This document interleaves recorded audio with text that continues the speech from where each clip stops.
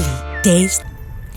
சென்னை பழவந்தாங்கல் ரயில் நிலையத்தில் பட்டாக்கத்தியுடன் மாணவர்கள் கைது செய்யப்பட்ட நிலையில் இன்று போலீசாரின் பாதுகாப்பு கூடுதலாக்கப்பட்டுள்ளது. இது குறித்த கூடுதல் விவரங்களோடு இணைகிறார் எமது செய்தியாளர் மொய்தீன். முழு விவரங்களை வழங்கலாம். வணக்கம். பழவந்தாங்கல் ரயில் நிலையத்தில் பட்டாக்கத்தியுடன் மாணவர்கள் கைது செய்யப்பட்ட நிலையில் இன்று ரயில் நிலையத்தில் போலீசார் பாதுகாப்பானது அதிகரிக்கப்பட்டுள்ளது.